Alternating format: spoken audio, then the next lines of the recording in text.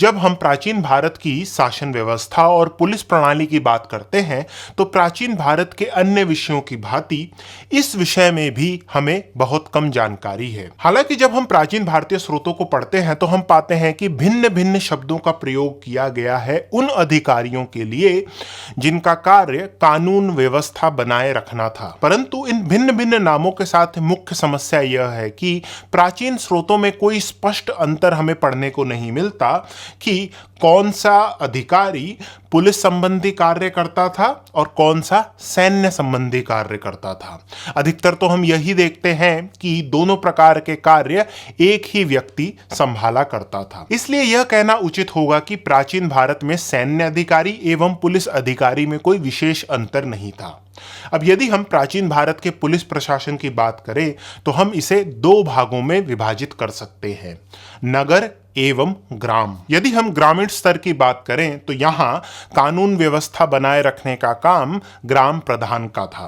प्राचीन स्रोतों में ग्राम प्रधान के लिए ग्रामीणी शब्द का प्रयोग किया गया है। पुलिस संबंधी कार्य के साथ साथ ग्रामीणी का एक मुख्य कार्य ग्राम वासियों को न्याय देना था। संभवतः हम यह कह सकते हैं कि यदि एक ग्राम में अपराधी पकड़ा गया तो ग्रामीणी इस अपराधी को राजा के जो अधिकारी थे उनको सौंप देता था। प्राचीन स्रोतों से हम यह कह सकते हैं कि ग्रामीणी एक स्वतंत्र अधिकारी नहीं था, वह राजा के अधीन था।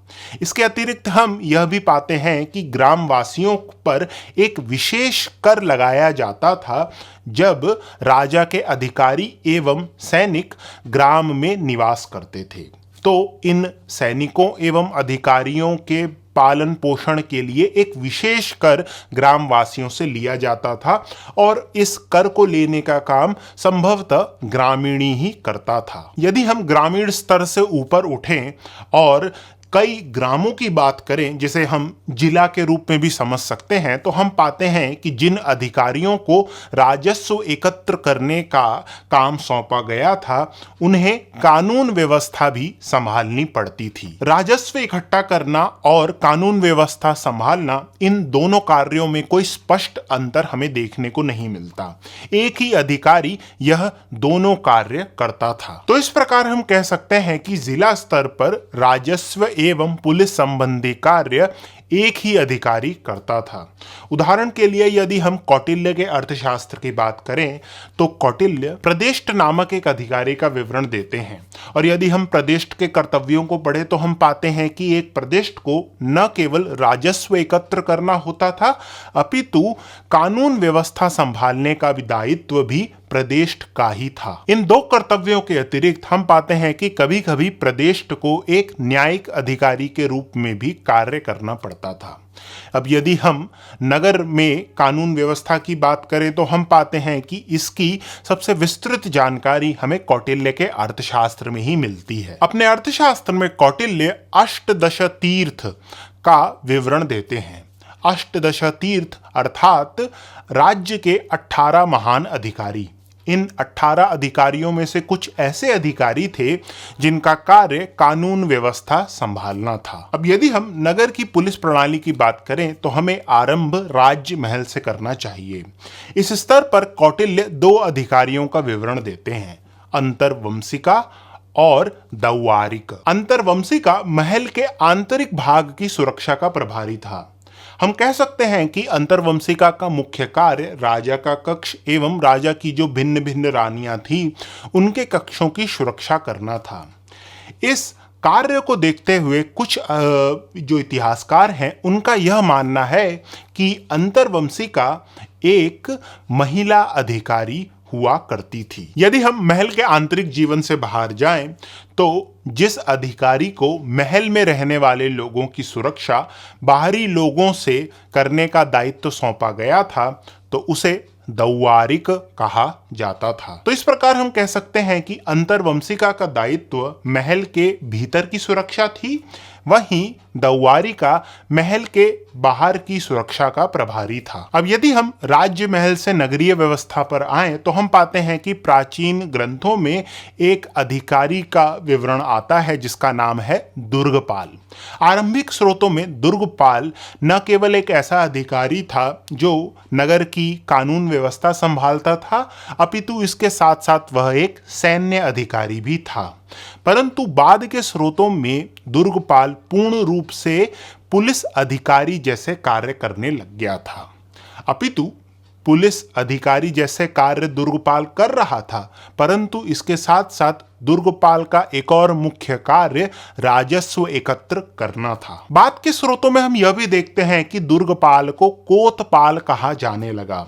कोतपाल से कतौल बना और अंत में कतौल से आज का कोतवाल। आधुनिक काल की भांति प्राचीन समय में भी ग्राम, कस्बों एवं नगरों को सड़कें जोड़ा करती थी और इन सड़कों पर चलने वाले यात्रियों को लुटेरों का भय था। प्राचीन राज्यों को सड़कों पर चलने वाले इन यात्रियों की रक्षा लुटेरों से करनी होती थी।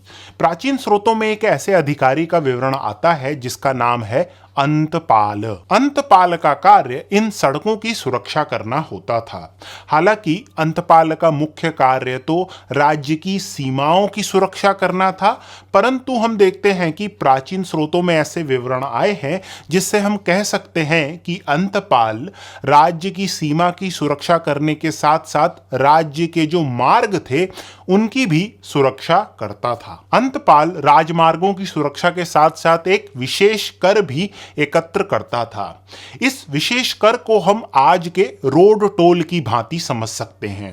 अंतपाल राजमार्गों पर चलने वाले यात्रियों से यह विशेष कर लिया करता था। अंतपाल को दिए गए इस कर को हम एक बीमा के रूप में भी समझ सकते हैं, क्योंकि यदि एक यात्री या व्यापारी जो राजमार्ग पर चल रहा है यदि वह लूट लिया जाता था तो इसकी भरपाई अंतपाल को ही करनी होती थी। एक राज्य के लिए न केवल आज बल्कि प्राचीन समय में भी कानून व्यवस्था संभालना सबसे महत्वपूर्ण कार्यों में से एक था और कानून व्यवस्था संभालने का अर्थ था यह सुनिश्चित करना कि अपराधियों को उचित दंड मिले। प्राचीन समय के जो विचारक थे उनके लिए दंड विधि कितनी महत्वपूर्ण थी यह हम कौटिल्य के अर्थशास्त्र से देख सकते हैं। दंड देने की इस पूरी प्रणाली को कौटिल्य कंटक शोधन कहते हैं, जिसका अर्थ है कांटों का हटाया जाना। अपराधियों को दंड देने की इस प्रणाली का एक मुख्य भाग वह निचले अधिकारी थे जिनको प्राचीन स्रोतों में चाट एवं भाट की उपाधि दी गई है। यह निचले अधिकारी वरिष्ठ अधिकारियों की भांति कभी कभी सैन्य कार्य भी किया करते थे। कुछ शिलालेखीय संबंधी साक्ष्यों से यह प्रतीत होता है कि इन निचले स्तर के अधिकारियों को सदैव जनता के सर्वोत्तम हित का ध्यान नहीं रहता था। एक 5वीं शताब्दी का शिलालेख है जिससे हमें यह पता चलता है कि चाट और भाट न केवल ग्रामीण दृष्टि में बल्कि एक राजा की दृष्टि में भी दमनकारी समझे जाते थे, जिससे हम यह कह सकते हैं कि पुलिस अधिकारियों द्वारा अपनी शक्तियों का दुरुपयोग करने की समस्या आधुनिक नहीं है, यह प्राचीन समय में भी वर्तमान थी। अब आप यह प्लेलिस्ट देख सकते हैं जिसमें मैंने प्राचीन भारत की जो सैन्य परंपरा थी उसके विषय में बताया है। यदि आपको यह चैनल अच्छा लगा तो कृपया करके सब्सक्राइब करें। धन्यवाद।